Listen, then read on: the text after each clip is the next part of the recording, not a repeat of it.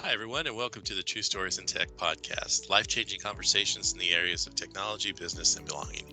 My name is Eddie Bader with Aegis Innovators, and we are a zero trust cybersecurity partner firm.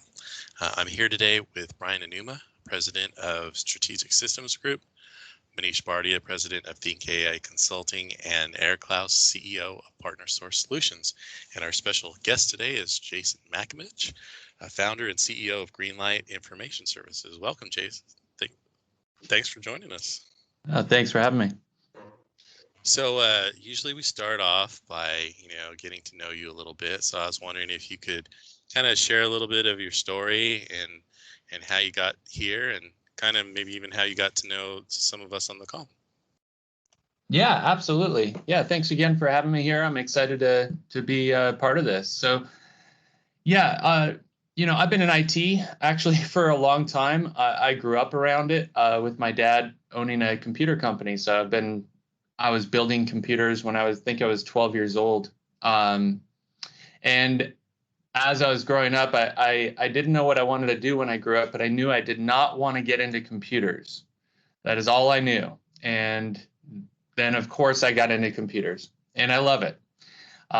So I was an IT consultant, mainly network engineer and then network architect for a number of years. And then back in 2010, I started Greenlight.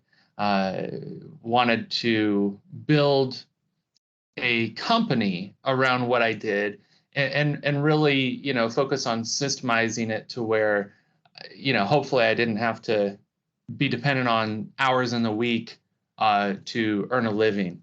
And that's worked well. We've grown the company and been able to serve a lot of great clients of ours.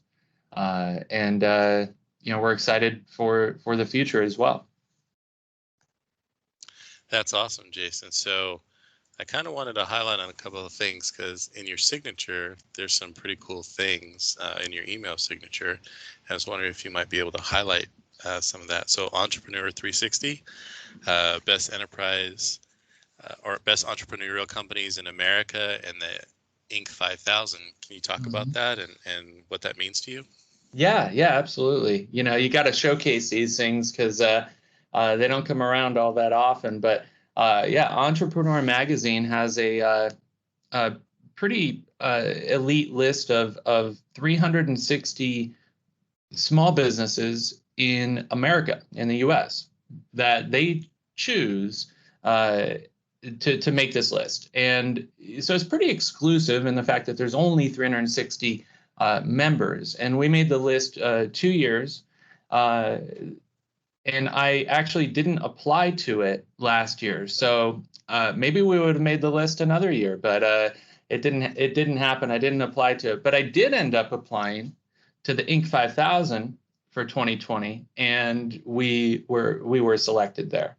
And that was a real honor because Inc. magazine is a pretty popular publication, a lot of visibility there, and it was really a huge win for us, myself and my entire team. We were just so ecstatic when we found out that we were awarded a spot on that list. That's awesome.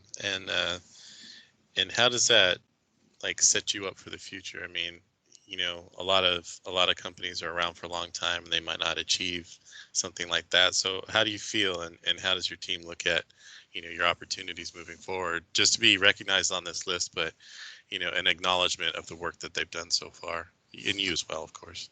Yeah, absolutely. I mean, you look at, no matter who it is, we're working all day, every day. We're buried in what we do, and it's not very often that we get to step back and look at bigger accomplishments.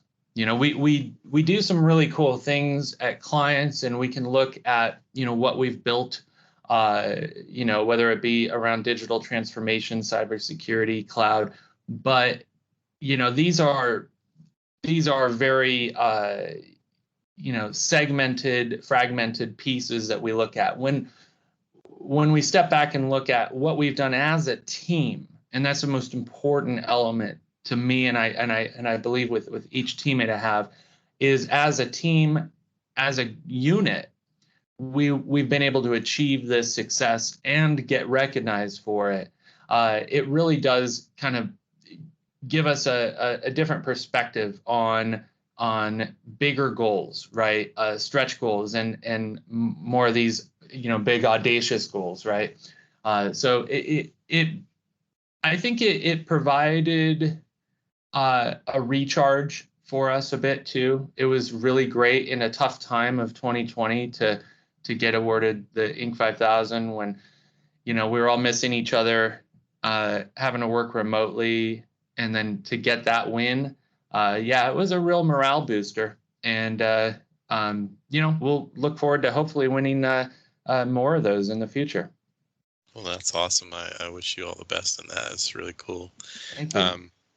So one of the things I wanted to talk to you about is I had the opportunity to meet somebody on your team recently, Landai. Now, this is unfortunate that I'm going to ask this question in this way, but I think it's important. I'd love to get your thought on this. We don't necessarily meet senior engineers who are women. Mm-hmm. So how do you feel about bringing more women into that? And I want to commend you on having,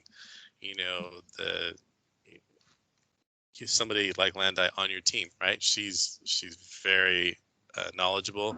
She's very easy to talk to. I mean, I was like, I joked about it when you got on the call when we were there. I'm like, oh, we're all instant friends over here. So that was fun. But how do you feel about having her on your team? And how do you feel about our responsibility to make sure that we provide opportunities for not just women, but other underrepresented groups in our society?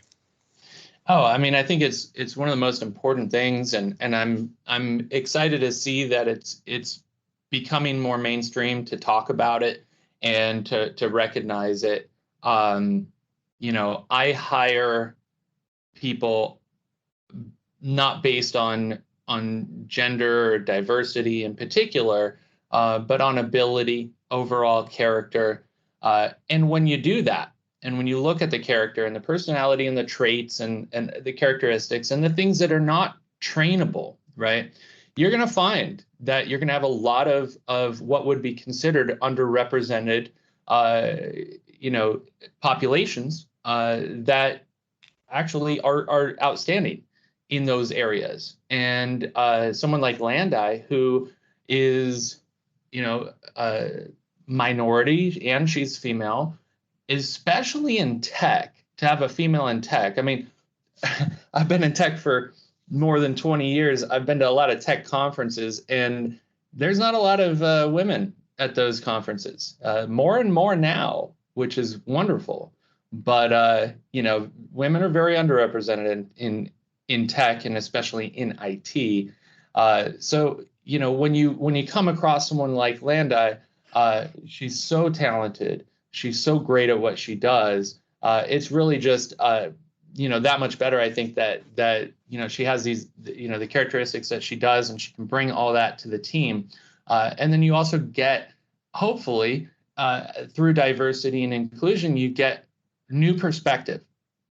And when you're building a team, especially a small team and a growing team, you really need to have good, different viewpoints, different perspectives, a well-balanced team. You don't want to hire a bunch of clones, right? You want to hire people that complement each other. And, Landai, and we also have another female on the team, Fantasia, which are just outstanding team members, a couple of our absolute best. That's really cool. Yeah, I was talking to her and I felt bad. I know we've only known each other for a few minutes, but would you be open to us telling your story and kind of you being a role model for young girls and other women to get involved? And she's like, she paused. She's like, I'm really not comfortable speaking a lot in front of people. And I'm like, well, we could tell your story, right? And you wouldn't have to. She's like, okay, I'd be more open to that. She's like, I usually let Jason does all the talking, and I just answer when he has questions. Yeah. But it was funny, that dynamic. But I really think getting those stories out is important, right? Because Absolutely. She can be a role model even if she's not on video, her story can be a role model for other young girls, so they can see themselves in this industry and contributing at different levels, right?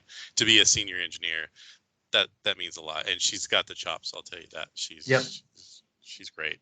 So again, kudos to you. And just another question on outlook for you and the team. Like, what are the two things that you think you do the best, and what's the one thing looking forward that you would either like to add to that repertoire or that you would like to improve on, so that it could be one of those two things? So, I've been told over the years that I do a good job at translating technology to not so tech savvy folks, bridging that gap between business and IT. And I've found a passion in that. And I've also found a business in that, of course. And that's a big part of what I do here at Greenlight. I serve as a fractional CIO for several smaller organizations. And it's not a label or a title or a role that I take lightly. It's an extremely critical position and role within really any organization, any size organization. I mean, even a solopreneur needs to have IT strategy, has to have some tech strategy. Sure, maybe the plumber out there might not need a whole lot of technology, but the financial advisor certainly does, and the accountant and the engineer. So but as you scale up into organizations of larger sizes, it gets exponentially more complex. And if you're missing that strategic piece in an organization, then that inherent gap there, it actually widens in time. So now you're going to have IT. Every organization to some degree, at a certain size at least, has some IT. They might have an MSP. They might have internal.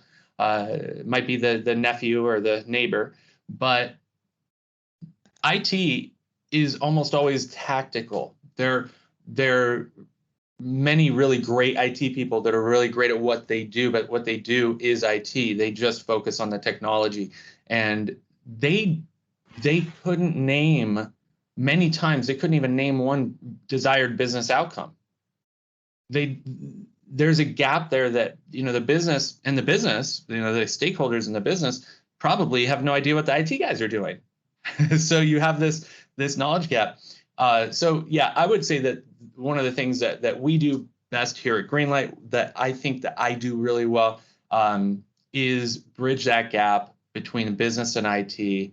I always encourage business owners and business leaders, put a seat at the table for somebody to represent and really help at the strategic level around technology. Put a seat at the table so that you can start having conversations around how you can leverage technology to achieve desired business outcomes. And those outcomes might be improved customer experience, improved user experience. It could be mitigating risk. It could be lowering cost. There's a lot of things that you can achieve. But if you're not talking about it at that table where you're talking about other business outcomes and strategies, of the business and the direction and the decisions that are having to be made, you're really missing a huge opportunity there. And that gap that you have between business and IT as you grow will widen, and it'll get worse. It'll get more painful. So yeah, that to me is, you can tell I'm passionate about it. That's by far my number one. I would say, you said two things we're really great at. The other one is, we're a customer service business. We happen to do IT, but we like to think of ourselves as a very professional yet personable, but white glove concierge level IT firm. And it doesn't matter if we're dealing with the business owner or the receptionist or the IT guys inside an organization, as many of our clients have. We treat them with the same personable and professional quality that you would expect from, the Ritz-Carlton or the Four Seasons. Hopefully a little more personable than some of those, but certainly really focused around being a customer service business and driving that home. The IT part is sometimes the easier part in that equation. And then you also asked, what are we really striving to do better? That's an easy one. Cybersecurity, plain and simple. We're always learning, and as everyone on this call knows, and probably a lot of the people listening know, that changes every day.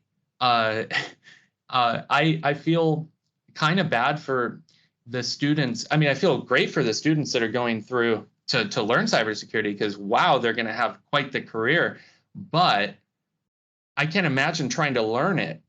It's like building an airplane as it's flying. It's crazy how much this is changing.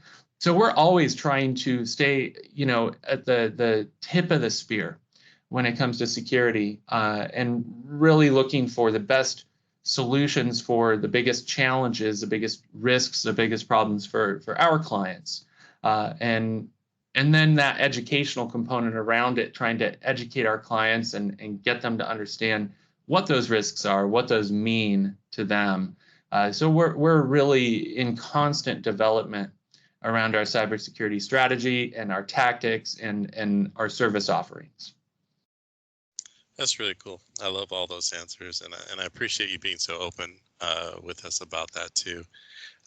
For those listening and who don't maybe not know Jason, he is part of the SoCal chapter in IAMCP, and he's also taken a role with the P2P committee, and he's done an excellent job. And I'll let Jason, I'll let you kind of elaborate on some of that, but I just want to take the opportunity just to thank you for your involvement in the P2P committee and effort within the community, because you and being led by Paul Solsky and all the team members on there, you've done such an amazing job in initiating this new thing that just got rolled out, the partner opportunity groups. That's such a potentially huge benefit for the member community. I was wondering if you just share your perspective on partnering and the importance of it in this ecosystem. Yeah, absolutely. And what I'd like to do is actually take a step back for a second and kind of tell you what inspired the partner opportunity groups to begin with, because in fact, Manish and I are in a different group together, totally unrelated to IMCP, more of a professional services networking organization where we get to meet a lot of great people. And in that group, we have what are called affinity groups, which are, and there's a technology affinity group, basically. And that's how I got to know Manish originally. And that's how I learned about IAMCP, actually, a few years ago. And in that group, you have mostly technology professionals. The relationships that I've built by being a member, just a member of that group, are phenomenal. I mean, not just talking about the commercial aspect of the commerce that can go on between partner engagements and all that, and there's been a lot of that, but the friendships and the relationships that have been built and cultivated over time, just absolutely tremendous and hugely valued, not just by me, but by really everyone in that group. I mean, we're such huge advocates for it.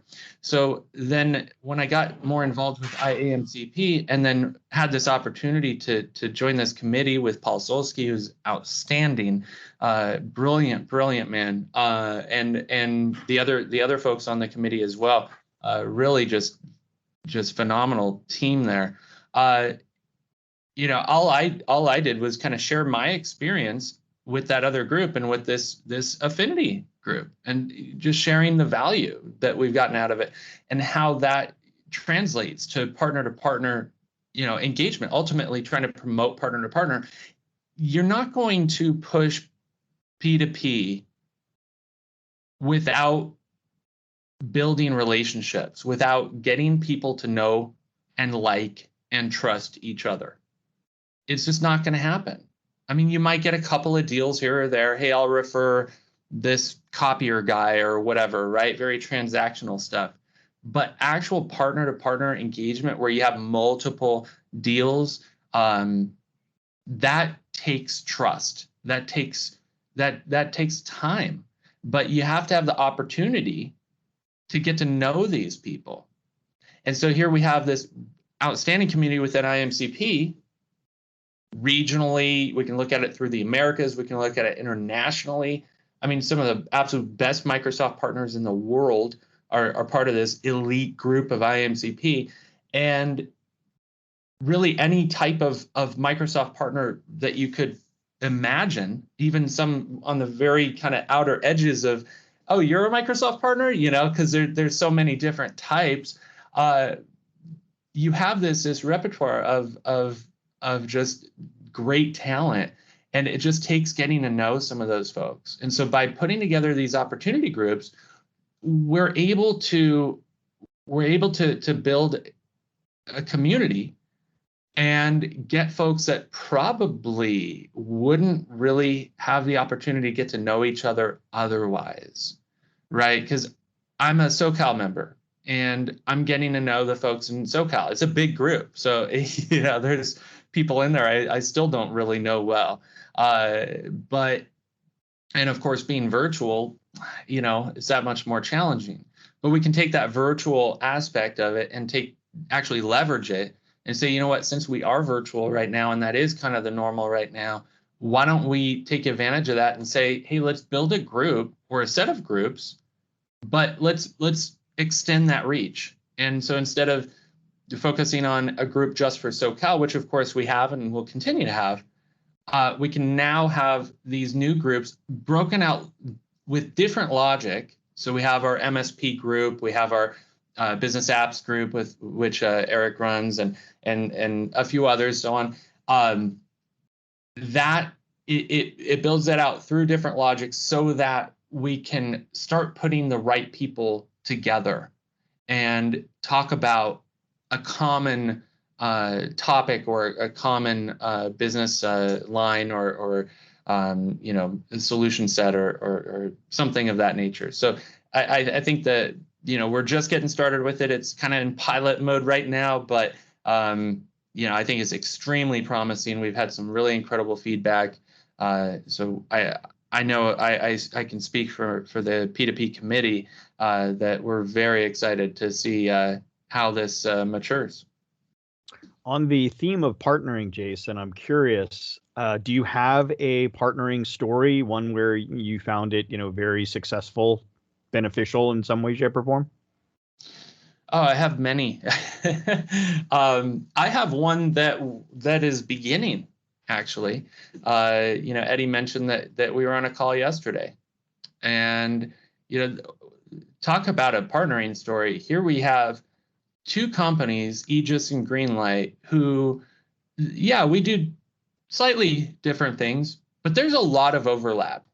There's a good amount of overlap between what Eddie's company does and what my company does. I think that they're more specialized in what they do. So I would argue that they're probably that much better at it because they're specialized in that. So here we have this opportunity where we could do it. And we've done it to smaller scale before, what we're working on together. But this is a slightly larger scale environment. It's a more complicated design. And our goal is to always bring in the best people, have the best people do the work, and just get the best quality we can for our customers. So I saw an opportunity to work with Eddie and his team over at Aegis, and it's going to turn into, I think, an outstanding partnership. It seems like a real win-win, and that I think is something that a lot of MSPs would never, I don't know. I think a lot of MSPs would never consider it. I think a lot of MSPs would say, you know what, we want to resource it, or we want to subcontract you and white label it, or what have you. No, I'm fully comfortable bringing in Eddie's company to my client and saying, look, they're going to do this better than we will, and we need it done really, really well. So, yeah, to me that's kind of a good example of what partner to partner can look like.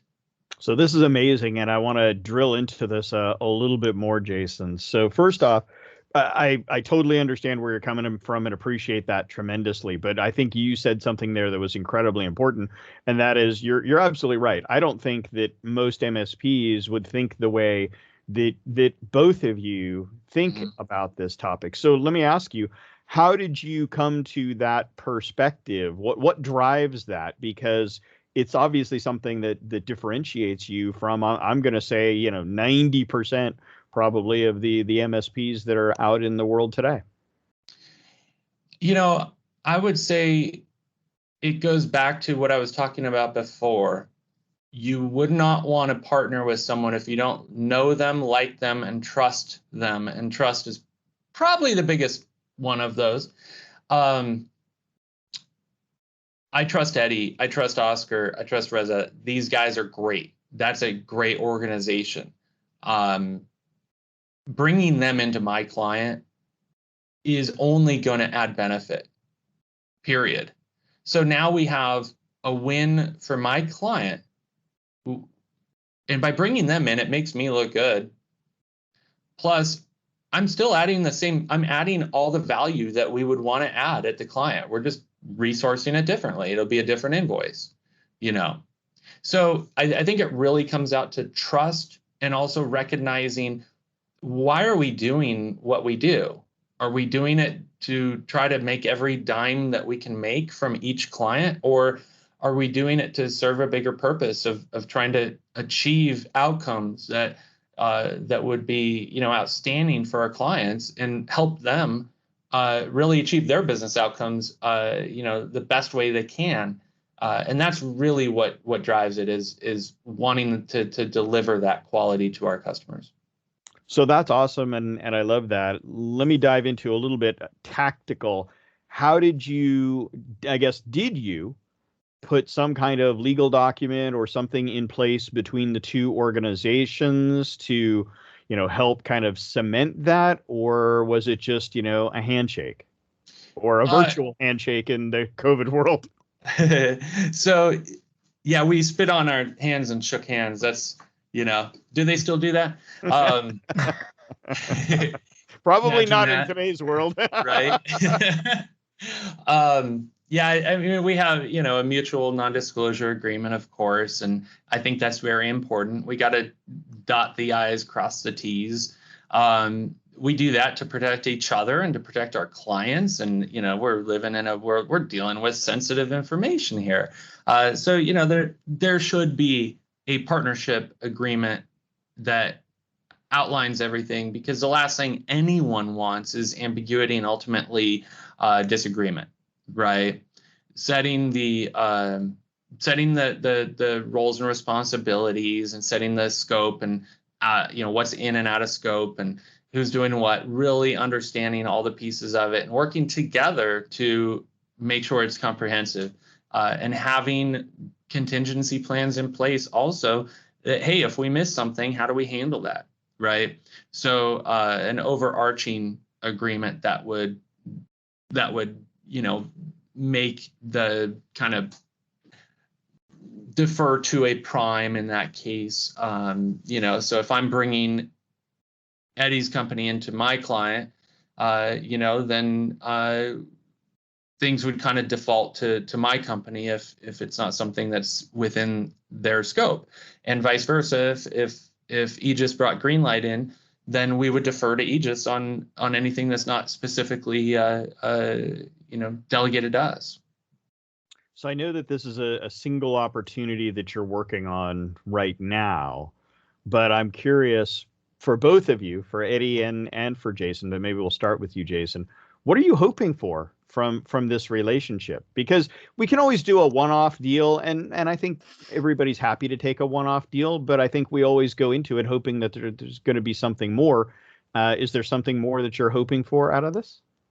Yeah, I would love to do 20 or 30 of these. I'd love to bring them into that many opportunities or more. Because I know what we're working on, and we're still kind of in the planning phases of it. But what we're working on is going to be incredible for our client. I mean, it's going to be game changing for them.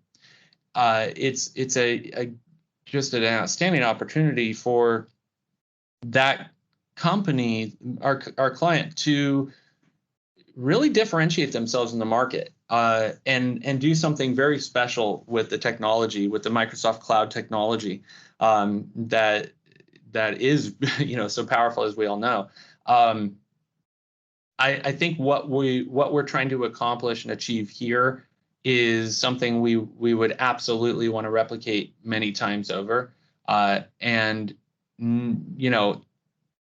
Aegis's focus on certain aspects of the Microsoft Cloud, very much around cybersecurity, very much around Azure and virtual desktop and those things, is just such a integral part of bigger IT strategies, and I believe it'll be heavily adopted in the SMB community over the next, the coming 2 or 3 years, and much sooner even for many. So yeah, I'm hoping this will turn into many times over, more than just this. So does this become like a new practice line for you that you're kind of building out here? Yeah, I think time will tell. I think, the way we look at it is we treat each client uniquely. We look at their objectives and their strategy and their budget and understand what they're really trying to achieve, and then we work with them to design a solution, a set of solutions that make sense for them, that fit what it is that they're trying to do with the budget that they have. And yeah, I would say that will probably happen a lot, because I think as we prove that value at this client, that'll even show my team, what the capabilities are, that much better, right? So they're advocates for what they see as being successful for our clients. So as they work with other clients and are making recommendations around solutions, or just identifying opportunities to improve, that's where most of the projects come from that we get. And yeah, I think that will gain a lot of traction once they start seeing, once we all really start seeing all the benefits that this customer gets. Very, very cool. Really, really amazing. And I mean, it just sounds like the beginning of a beautiful relationship. Absolutely. Yeah. So if I could jump in here real quick. First of all, Jason, I appreciate the thoughtful words. It's very kind of you to say that. And I would tell you that the respect and the feelings are mutual. I've sat in on many of these P2P committees, and I've watched you present, I've watched you participate, and I just like you, right? You speak your mind, you're confident enough to share your opinion, and you're open enough to just be, hey, this is how I think, right? And you come up with great suggestions, and you always have solid input. So I expected us to work together at some point, just because I started to know you through that process, and to your point, liked you, and now we're at a point where trust and it's coming together, right? And Eric, to your question, and what Jason is being humble about is he brought us in to do some of this work, but he had a very clear vision for this client, and it was very forward looking. He understands this space, and he's like, hey, is this something you could help us with? And I'm like, absolutely. But in no small part is this due to envisioning and envisioning for the client and envisioning what they could offer in terms of a business outcome. So I wanted to make sure that we pointed that out as well. And yeah, I think there's a huge opportunity to take this and create a business segmentation that, you know, continues to deliver these kinds of solutions on the Azure platform. But one thing I think is really cool, and I think this highlights the opportunity that we have to come together as partners, is this isn't just Greenlight coming to Aegis and say, hey, can you do this implementation? We're sitting down together with Jason and Landai and whoever else on his team that they want to bring in, and their engineers are looking at how we build this, right? And they're asking questions. Well, why did you make this decision? How is it? And there's some knowledge transfer, right? So we hope to be able to build on this together, but also foster some opportunities that Jason and his team can start, you know, going off and doing this on their own as well. And there's still going to be opportunities for us to work together, but we've just created a stronger community through an engagement like this. And all the parties are open to sharing and asking questions, and nothing's being held back. So I wanted to highlight that because I think that's pretty cool. Yeah, I appreciate that a lot, Eddie. Thank you. And I like you too, Eddie. But no, those are very kind words, and I appreciate that. But yeah, I mean, absolutely. There's something really important here, which is, I mean, when we talk about trust, you know, like I mentioned before, Eddie and I are in very similar businesses. We're not identical at all. I mean, they do specialize in things that we do not specialize in. However, many MSPs, like Greenlight, like my company, many MSPs would absolutely not sub out or partner up with, especially partner up like this, with this type of work. They would resource it. And to a smaller scale, we've done that. We have resourced it. To this scale, we need to bring in the big guns. But going back to that point about trust, I mean, this knowledge transfer, the transparency is so important. I've seen it so many times, I'm sure you guys have too, where you get this kind of, what would it be?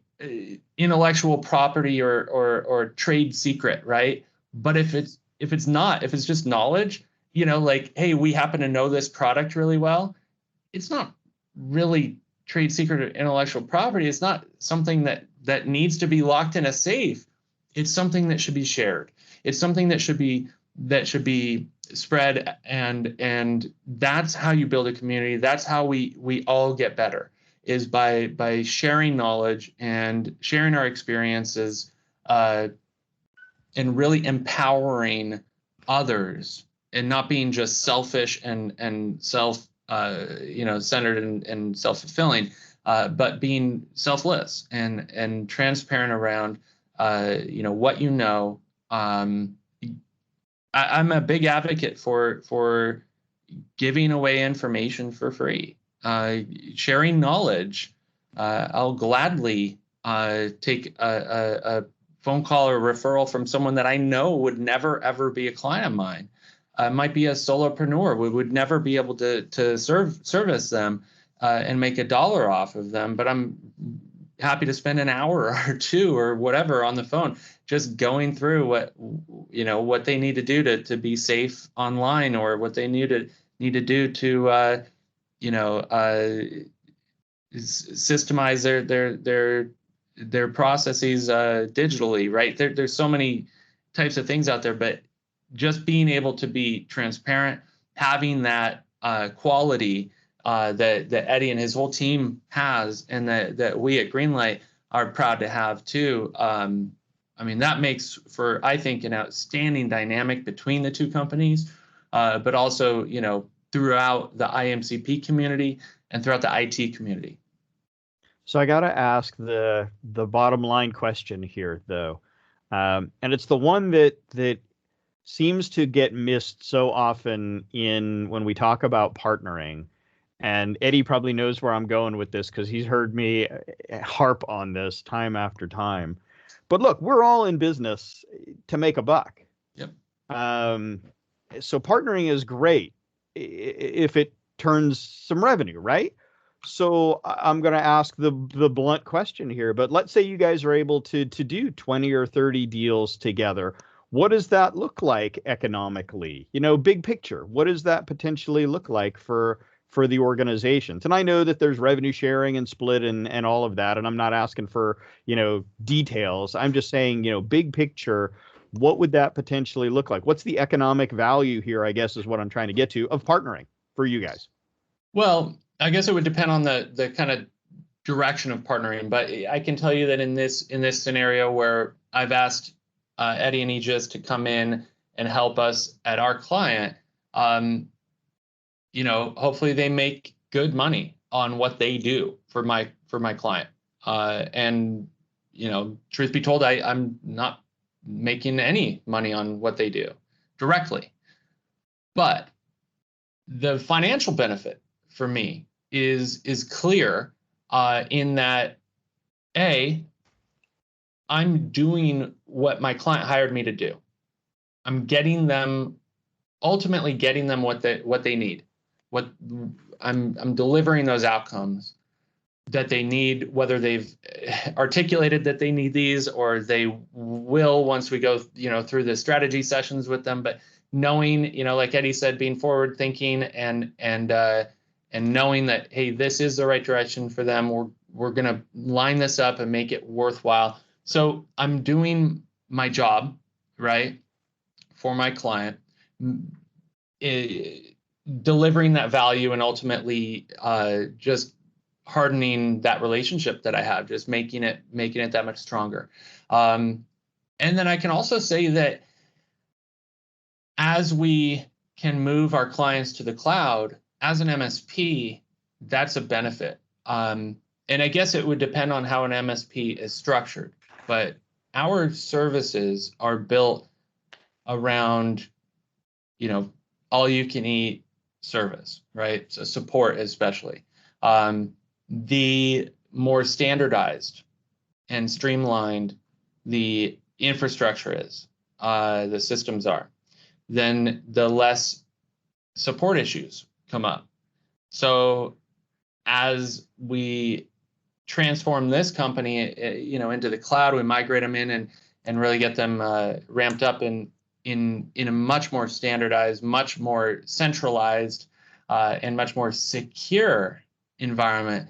Now we're minimizing the risks for the business and for us. We're lowering our overall cost to support the customer, and ultimately then that will drive more profitability for my business too. So it's a win-win-win all around. Yeah, and hopefully, if we do what we believe we can do, we're going to be able to activate a considerable workload in Azure, which will, add to some recurring revenue for Greenlight. Yep. And, I'll be honest, we always try to work security into the conversation at some point. And there's an opportunity there to increase the licensing profile of the existing client. And that's also would be additional revenue for Greenlight on a recurring basis. So I think there's an opportunity there. And in terms for Aegis, just depends on the size and the scope of the project, right? Hourly basis. But I would tell you that we'd be thrilled to be doing 20 or 30 of these, and just as ecstatic to be doing this one, to get things started. So yeah, to Eric, to your question, I think there's a lot of upside on the revenue for both sides here. Yeah, from what I'm hearing, it sounds like there's, Jason, to your point, reduce risk, reduce cost, and potentially increase, Eddie, monthly recurring revenue. Yeah, absolutely. Yeah, that's right. The CSP licensing, all the subscriptions, all that, that's all MRR, right? That's all monthly recurring revenue, and that has the potential of going up a considerable amount, which definitely helps not only with the revenue that we get, but also our profile within our Microsoft partnership, because of course one day we'll move from silver to gold. And so, yeah, we do need 20 or 30 of these, but we'll get there, and that'll be a good day. Well, and MRR, as I look at the business world today, if I'll just put it this way, Jason, if you were looking to sell your business today, and obviously you're not, but at some point that may become part of the strategy, or you may. It depends. Are you offering, or? I'm the last person to be there, but the point of where I was going with that is that MRR is a big chunk of how our businesses are evaluated today from a potential investor. So by increasing that MRR, you are increasing the valuation of your business. You got it. Exactly. By multiple factors. Right. And that's, to me, that gets us to, the economic value here of, why this is such a huge opportunity. It's not just short-term opportunity, but it's tremendous long-term opportunity. Absolutely. Yeah. I mean, that, and I'll tell you, that's my business model is MRR. Just from a strictly kind of financial aspect, our goal is clearly to drive up monthly recurring revenue, period. The projects are great. We love them, but they're a means to get to hopefully a more profitable MRR, either more revenue on the top line or lower cost overall. But ultimately, yeah, we want to drive up the MRR and drive down our monthly costs, and try to keep everything lined up with variable costs so that it matches how we're billing. That's a pretty common MSP model, and the MSPs that have sold for high factors, like 6x or so, they're the ones that have really focused on driving up their MRR, really not caring that much about the one-off projects too much, but it's always nice to get those injections. But yeah, the MRR is really kind of the big end goal. And one other thing on this, and this goes back to the trust piece and just being open as partners when you get into this. When we started talking, Jason's like, yeah, I'd love to come in and you guys can have all the project work. He said, but I'd like to keep the CSP and the Azure revenue. And it's like, oh yeah, no problem there. But you don't get to that unless you have this level of communication and just flat out candor with one another. It's like, this is what I'd like to come to you, and this is what I'd like you to do, and this is what I would like, right? And it's setting expectations for what this looks like so that there aren't any issues down the road, right? And so kudos to Jason for just being really open about what he wanted and what he was looking for in a partner, and it just makes the conversation so much easier. It'll save a lot of headaches later. I agree, and same to you. I mean, just being able to very comfortably be transparent with each other about what we want, what's important to us. You even said, well, we would love the MRR, we'd love that CSP, but yeah, it's your client, and if you want it, that's fine. And that's, yeah, I mean, that makes sense. So being able to have these conversations is so important. And for people out there that are either partnering already with other partners or considering it, or maybe are thinking, oh, gee, I don't want to do that. It works well, but you do have to be very transparent. And, you can do that very respectfully, very politely, and with a lot of care and consideration. And, there's nothing at all wrong with it. You're not doing anyone any favors by holding back. Agreed. No, like and trust. I think looks like Jason has been repeating, and this has been the common talk. Actually, Eddie says, and Brian repeats that also. So looks like, Eddie, you have given your book to him, or you copied from Jason. Looks like you both speak same language, which is great. Jason, little bit going back to your early days before you started business, you said something about you wanted to think about not spending hours on job and start your own business. How did you thought about that? Or maybe it was your dad's influence of owning the business. Tell me, how did you come about starting your business? So, yeah, I had been consulting for a number of years, and I was mainly consulting for a big shipping company, logistics company, based in Australia, actually. But I was doing most of their North American work. Although I did get to go down to Australia as well, Melbourne, and work in that office at times. But the hours I was working were extreme. And then you add on that I'm a single dad. So when I started my company, I was not in good financial shape. Had gone through a divorce, and the economy had tanked in 2008. Started my company in 2010. So I had no money. I was consulting, but it was hard. You got to really work hard to earn a living out there, especially when you're on your own like that.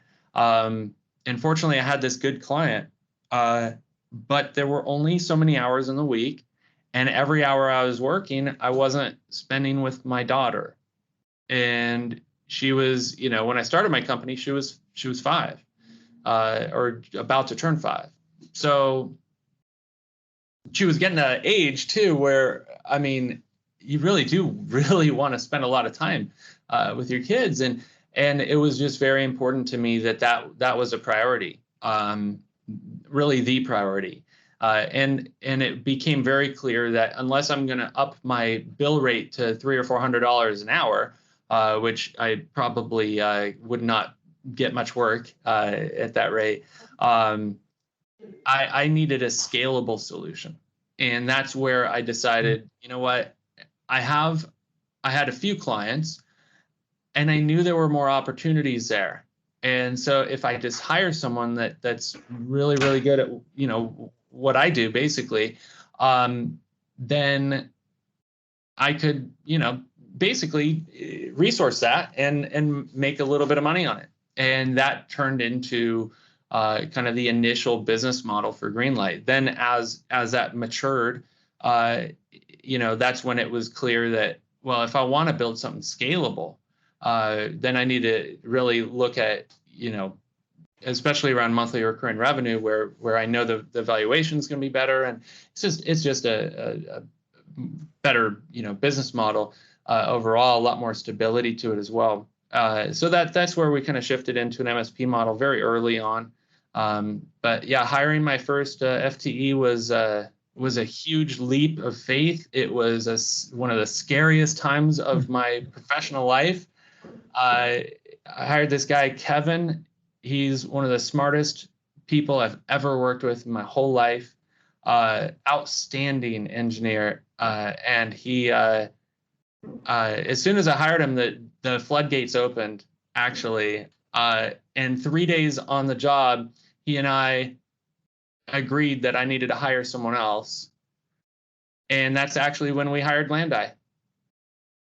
She was my second full-time employee and still with us. So, yeah, it was quite a journey, but it's just been outstanding, and just love the team that I get to work with.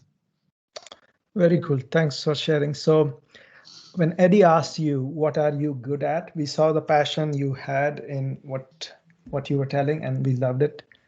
Now tell us a little bit on related to sales. How do you use that passion, or do you use that to convince your client or interact with your client?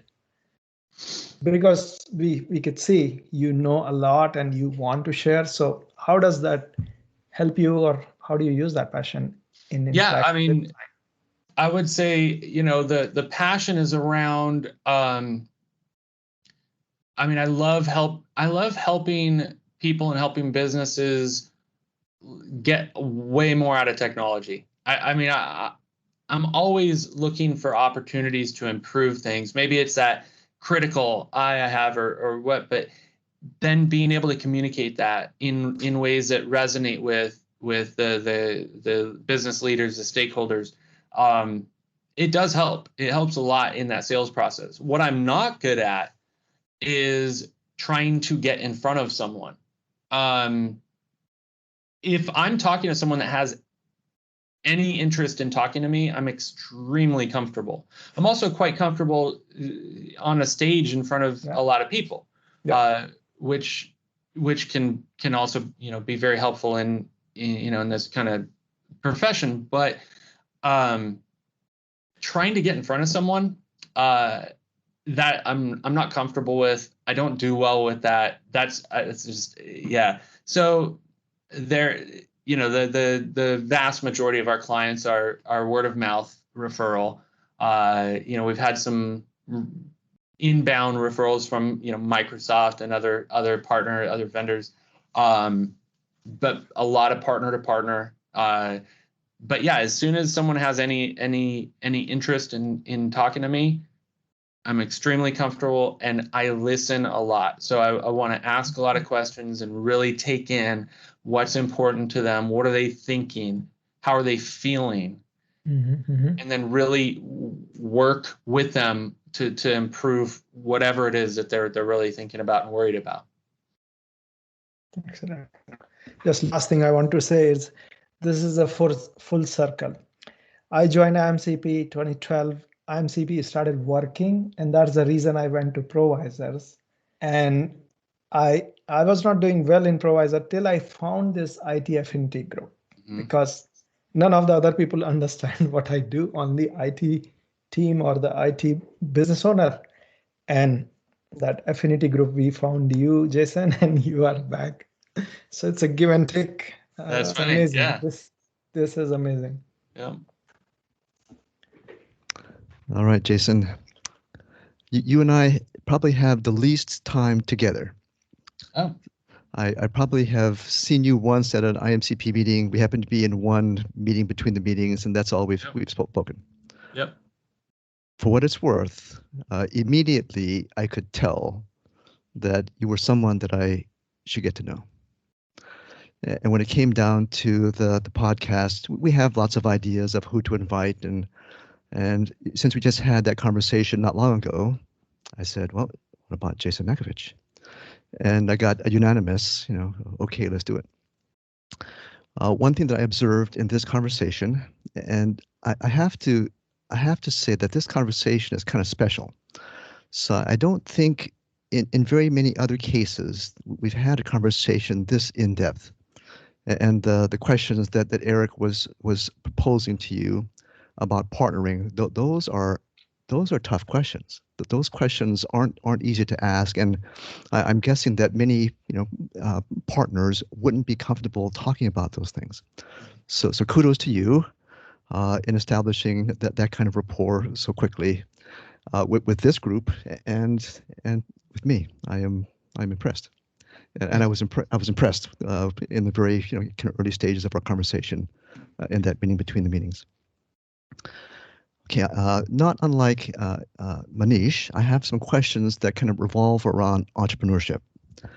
And maybe if I looked at your LinkedIn profile, I didn't see anything about college on your LinkedIn profile. Is that correct? Oh, no, I went to college. I went to community college for almost a year. But I don't think I put that on LinkedIn for obvious reasons. Good for you. All right, good.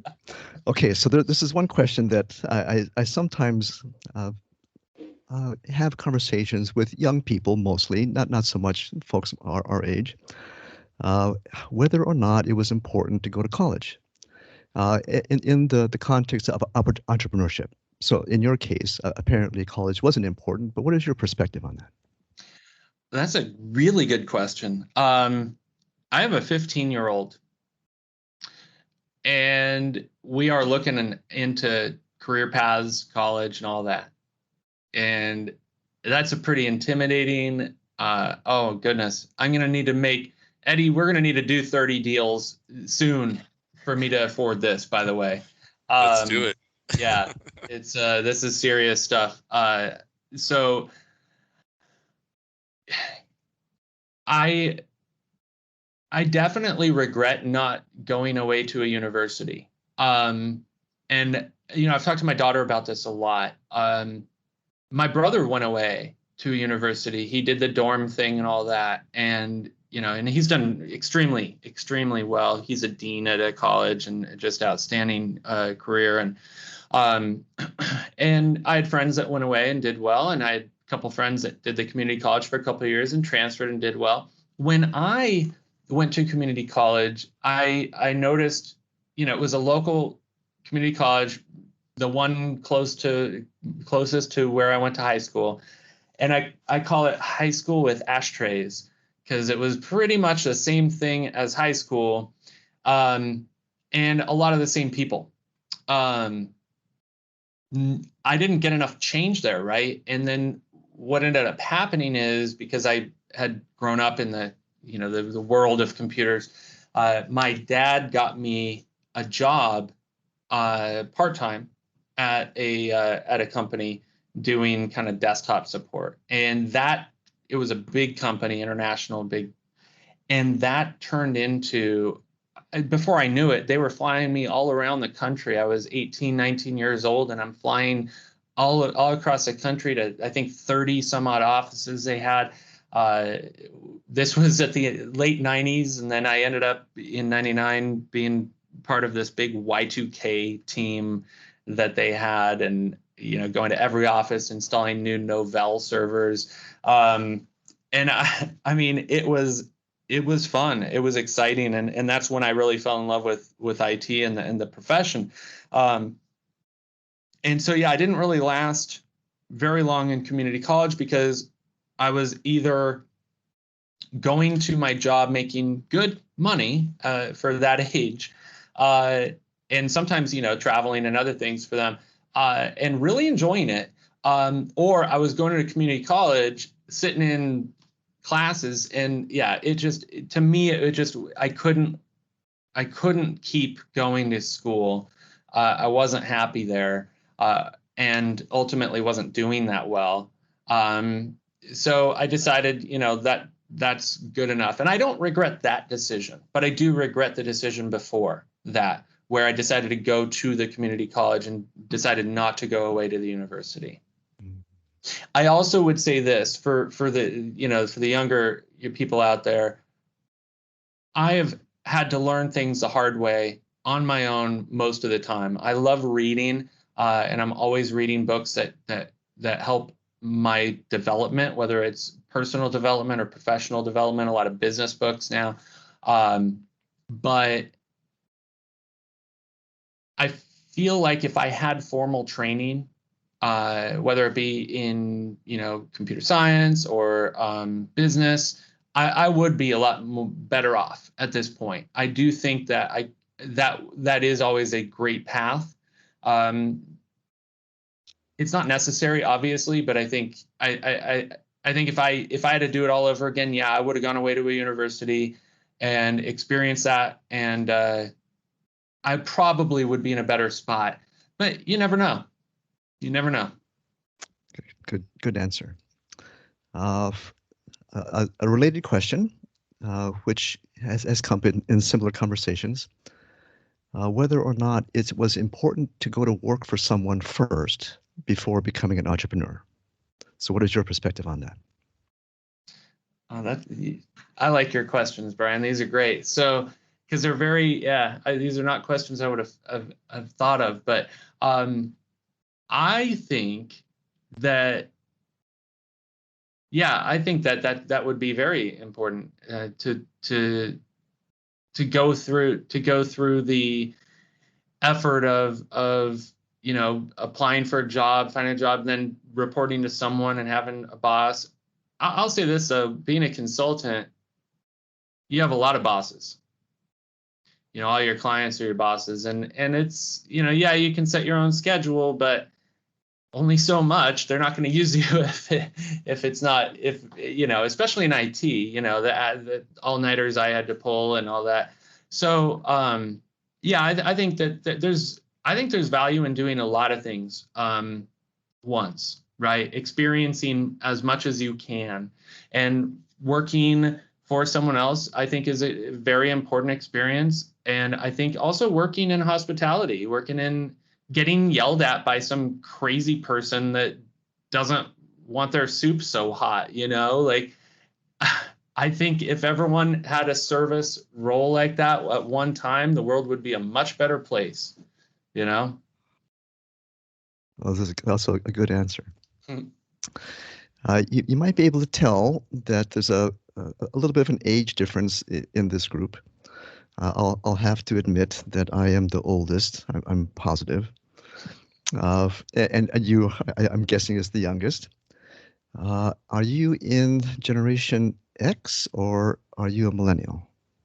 I'm a Gen X. Gen X. Okay, very good. Yeah. So do you? I don't even think I'm the youngest one here. Oh, I don't know. I'd be very surprised. I'm in my 40s, if that helps. So, yeah. Well, any consolation, I got you beat.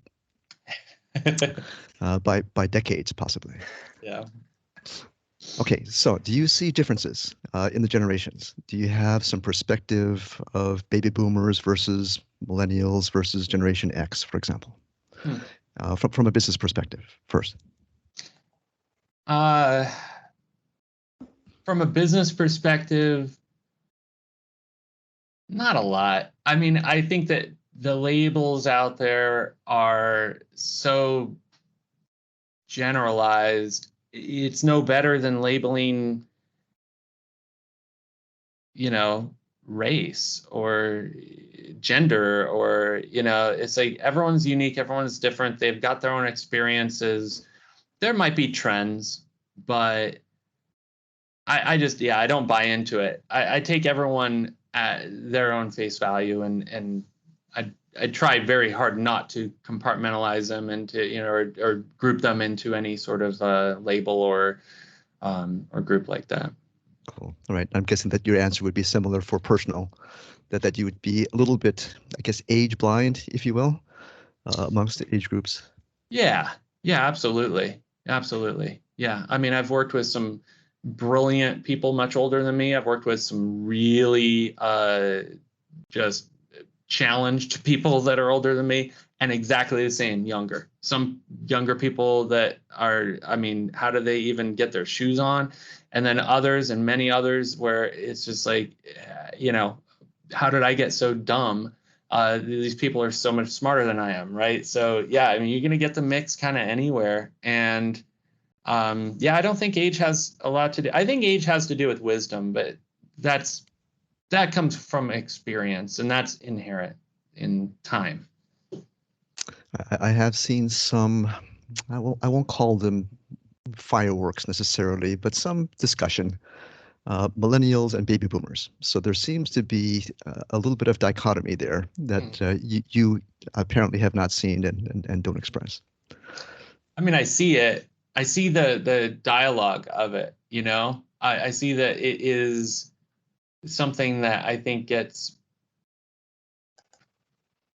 it gets talked about, but yeah, I don't actually experience it. I mean, I have a 15-year-old, I have baby boomer parents, and they get along great, and like there's so much opportunity for people to just get along and be kind to one another in such a polarized society that we're in. I guess, yeah, I just look to what unites us and what we can all agree on, and those are the things I focus on. Good. All right. Thank you so much. Those are really good answers. Very helpful. Good. Thank you. So Jason, one of the things you just mentioned is you've been reading a lot of books lately, right? Is there one? I don't know if you realize it, but three of the four of us, and I'm not one of those, these folks are authors. Right. So if you were having your book club and you were gonna recommend a book, a solid read to this group, what would that be? Oh, I got a good one for you guys, and a lot of people haven't heard of it. My fractional CFO recommended it to me, and I realized why she did when when I read it. It's called The Pumpkin Plan, and it's by Mike Makevich, I think his name is. He's written several books. I just finished reading Clockwork, another one of his books, and he has one called Profit First, and I think another one called like the Toilet Paper Entrepreneur or something really random. But Pumpkin Plan was really eye-opening for me. And in the short version premise of it is that you got these guys that grow these giant pumpkins, and they win like the state fair giant pumpkin contest, and it's a whole big thing. And ultimately what they do to get those giant pumpkins, first of all, they've spent thousands of dollars on a seed, because the seeds from these giant pumpkins are just worth a ton of money. But then, they grow all these vines and everything. And what they do is every week or so, they trim and cut off all the littler pumpkins. And that way that all the resources go into the big pumpkin on the vine, or whatever it is. I think it's a vine.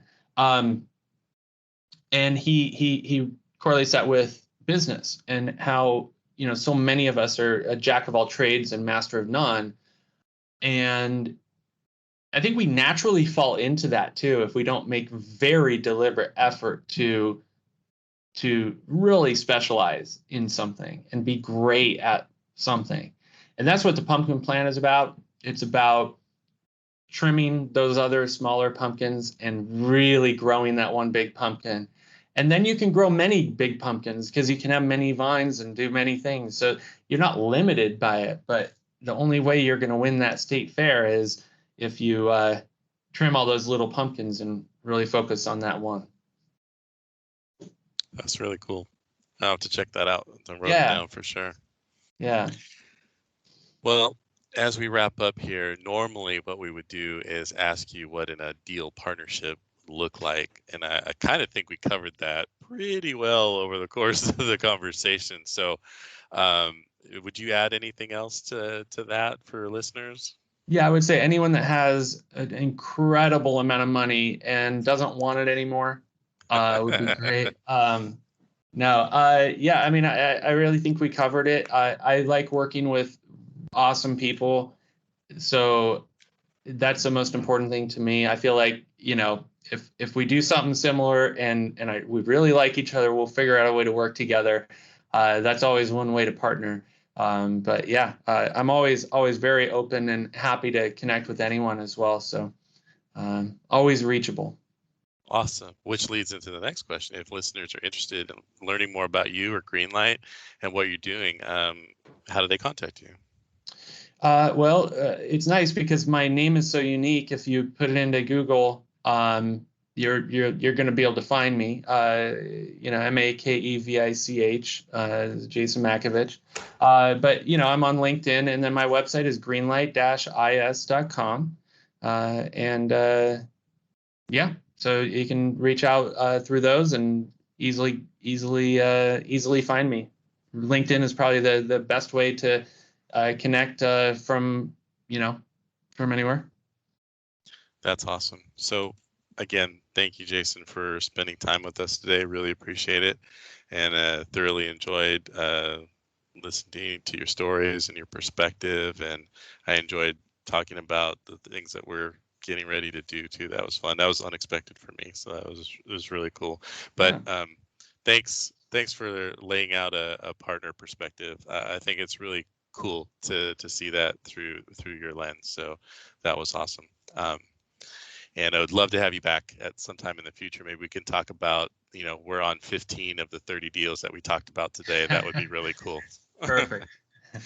So that'll do it for this episode of True Stories in Tech podcast. I'm Eddie Bader with Aegis Innovators, along with my good friends and colleagues, Manish Bardia, President of Think AI Consulting, Brian Anuma, President of Strategic Systems Group, and Eric Klaus, CEO of Partner Source Solutions. Thank you all for listening, and please join us next week for more True Stories in Tech.